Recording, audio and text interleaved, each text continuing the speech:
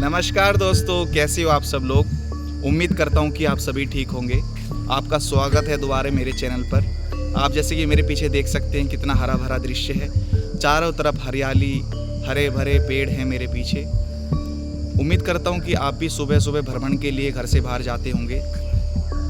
और सुबह बड़ा अच्छा मौसम होता है दोस्तों, ब्रह्म मुहूर्त का समय होता है। और जितने भी मुझे विद्यार्थी देख रहे हैं, नौजवान साथी देख रहे हैं, आप भी सुबह सुबह जल्दी उठा करें, हाथ मुंह धोया करें और स्वच्छ होकर के बाहर थोड़ा भ्रमण के लिए जाया करें, क्योंकि सुबह उठने से ताजगी रहती है, पूरा दिन अच्छा जाता है। हमारी संस्कृति में कहा भी गया है, बिना मेहनत के कुछ नहीं मिलता। उद्यमे नहीं सिद्ध्यन्ति कार्याणि न मनोरथै, न ही सुप्तस्य सिंहस्य प्रविशन्ति मुखे मृगा। भाई जो शेर है वो भी मेहनत करता है ना। क्योंकि अगर शेर सो रहा है, सोते सोते उसके मुंह में कभी शिकार तो नहीं आएगा, हिरण तो चल के नहीं आएगा। तो आपको मेहनत करने के लिए उठना तो पड़ेगा, परिश्रम तो ज़रूर करना पड़ेगा दोस्तों। आजकल छोटे छोटे बच्चे सुबह सुबह ही मोबाइल यूज़ करने लगते हैं। मेरा अनुरोध है उन माता पिताओं से कि छोटी छोटी अवस्थाओं में बच्चों को मोबाइल ना दें। 5 साल की उम्र में 5वीं क्लास में ही बच्चे मोबाइल का प्रयोग कर रहे हैं आजकल। भाई जब मैं 5वीं क्लास में था उस समय हम पेंसिल से लिखते थे, और आज 5वीं क्लास के बच्चे मोबाइल चला रहे हैं। और हमें तो खुशी हो जाती थी जब हम 6ठी क्लास में आएंगे तो पेन यूज़ करेंगे, और लोग तो बच्चे क्या कर रहे हैं देख ही सकते हैं आप। भाई ये जो भारत देश था हमारा, इतना विख्यात था, इतना प्रसिद्ध था संस्कृति को लेकर के, अपनी विचारधारा को लेकर के, हर प्रकार से विकसित था।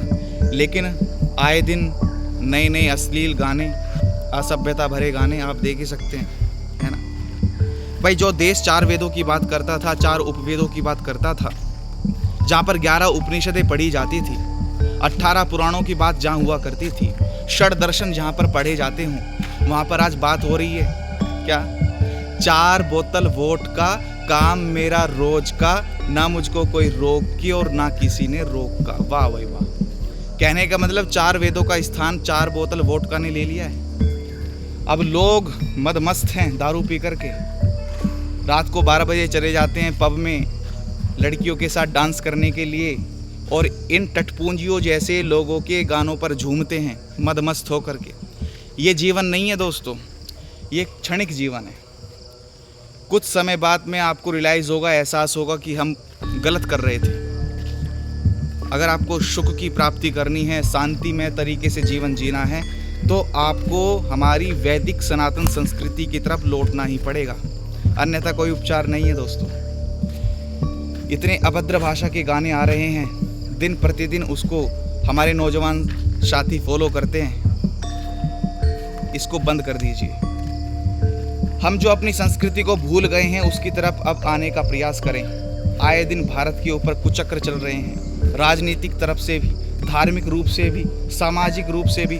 हम पूरे के पूरे विश्व में थोड़े होते जा रहे हैं, टूटते जा रहे हैं। अभी संभलने का समय है दोस्तों, संभलिए, एक दूसरे को इकट्ठा कीजिए। हमारी संख्या दिन प्रतिदिन घटती जा रही है दोस्तों, और जब तक शास्त्र नहीं होंगे, शास्त्रों का ज्ञान नहीं होगा, तो देश भी इकट्ठा नहीं हो सकता, एकत्रित नहीं हो सकता। हमने अपने शास्त्रों को पढ़ना छोड़ दिया है, शस्त्रों को, अस्त्रों को उठाना छोड़ दिया है। हम इतने आलसी हो गए हैं, मेहनत करने का नाम नहीं लेते। अभी जैसे मैंने अभी बात की थी आपसे एक श्लोक के माध्यम से, कि बिना मेहनत के कभी भी सफलता नहीं मिलेगी। आपको युद्ध भूमि में उतर करके युद्ध करना ही पड़ेगा दोस्तों, चाहे वो धार्मिक मामला हो, आर्थिक हो, सामाजिक हो, मानसिक हो, नैतिक रूप से कहीं पर भी हो, आपको उठ करके कार्य जरूर करना पड़ेगा दोस्तों। पहले ज़माने में क्रांतिकारी लोग घर से बाहर निकल करके कार्य किया करते थे, और हमेशा तत्पर रहते थे किसी भी कार्य को करने के लिए। आजकल का जो हिंदू वर्ग है, सनातन धर्म का जो वर्ग है, वो सो रहा है, सोता ही जा रहा है। इसको उठने का अब समय आ चुका है दोस्तों। तो मेरा बस आप सभी नौजवानों से यही आग्रह है कि आप सुबह उठें, ध्यान करें, लोगों को एकत्रित करें, पूजा पाठ करें। यही जीवन का सार है दोस्तों। चलिए फिर दूसरी वीडियो में आपसे मुलाकात होगी दोस्तों। तब तक के लिए जय हिंद, जय भारत।